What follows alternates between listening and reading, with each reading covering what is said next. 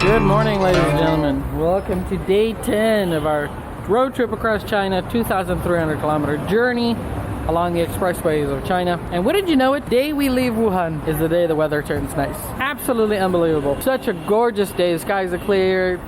It rained all the way until last night. And now we gotta leave. Isn't that just how life works out? We're loading up the car. Today we are leaving for Xi'an. Most horrible name. That song and make it better. Hey Jude. Hey Jude, don't let me down. You have found her, now go and get her. And I just realized something. There's something this road trip so far has been seriously lacking. Any good road trip needs a mixtape, you know, some road trip music. But I mean, like in general, with the cameras and not rolling, we're not playing any music in the car. Because I would remember that was the best part of any road trip was one person in the car, usually the person sitting next to the driver, was responsible for providing the music. But you can definitely contact your Bluetooth to the car. Oh, I don't think you'll like my music. Why? I do like a lot of rock and roll. So that's road trip. Yeah, but that's the thing though, like, okay, so say for example we're taking a road trip in my home country. Everyone in the car has a job to do. Alright, so the driver, he drives, right? The person next to the driver controls the music. Alright? The people in the back are responsible for snacks and drinks. Whether it be if you were out with just your friends, the people in the back would be mostly providing alcohol, except for the driver. Yeah. Everyone in the car would get drunk except the driver. That's really not friendly to the driver. That's his problem. Anything similar in China? It's almost the same. Almost the same. Yeah. You also get drunk in the back of the car. No. Besides the drunken part, we don't drink. But we can not just one person in charge of the music, but we talk. If we are sick of your music, I will change mine. And if everyone's sick of my music, I will change that. Well, that's the thing though. It's the privilege of sitting shotgun. Shotgun is the person that sits next to the driver. It's a privilege. It's not something everyone has the right to do. It's usually like the best friend would get to sit, or Yeah.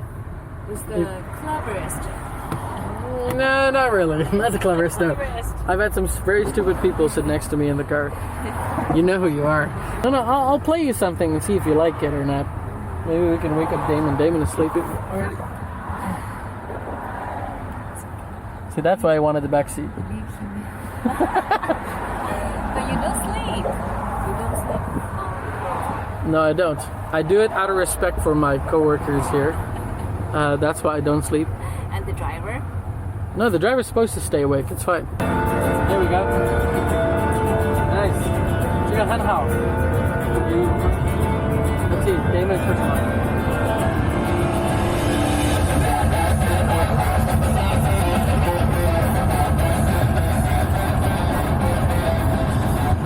You keep turning down the music. No, nothing. Hey, there we go.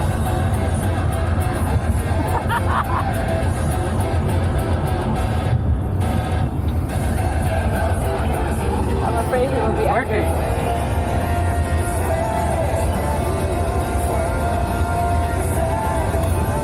How do you like the music? I listen to this kind of music when I'm doing my homework in high school, so it's not bothering me. Good man. Okay.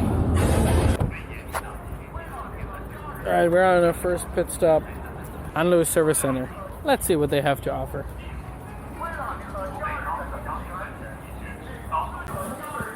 There's actually quite a lot of stuff here. Restaurants,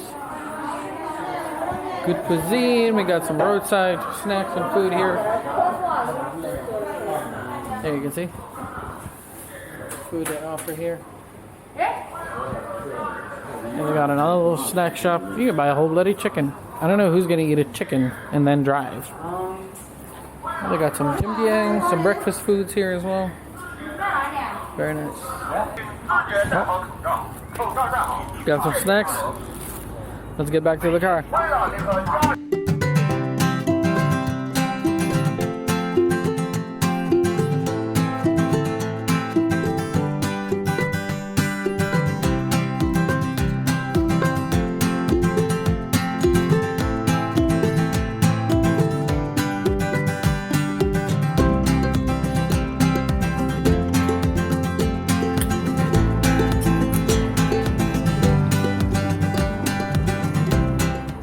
Cheers.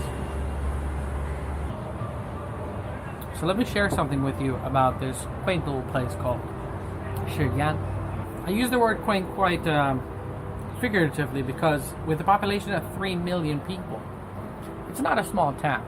Now, during the 1960s, Mao Zedong and other government officials wanted to establish industry in more remote locations. Xi'an, located in a portion of northwest Hubei, then known for its poverty, was then a small village comprising a few hundred households. In 1967, teams of workers and engineers were first sent to Xi'an in order to survey sites for automotive plants and factories as part of the Third Front construction plan. By order of Chairman Mao in 1969, truck production in Xi'an commenced.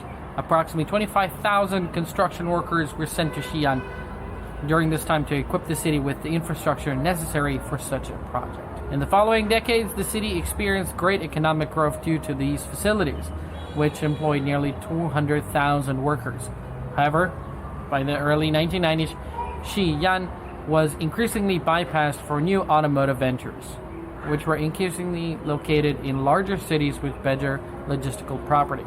In 2003, Dongfeng Motors relocated its main passenger car plant to Wuhan, resulting in population decline in Xi'an. So this place was a thriving community. Large truck and tractor and bus production was here. But because it was easier for production purposes, of course the larger cities were more appealing because, it's easier to get the stuff around. But in this small little town, you certainly can see a lot of fast development happening still to this day. This very hotel I'm staying in right now is not more than 5 years old. And to this day, this is still a tourist hotspot. The Wudang Mountains run east-west through Xi'an. The peak, commonly referred to as Wudang Mountain or Wudanshan, is one of the most important cultural centers of the Taoist faith. The surrounding area is dotted with up to 200 Taoist monastic temples and religious sites. So there's still economic growth in the area. But the local government, since the majority of the car factories have been moving away, the local government has been focusing on diversifying its economy.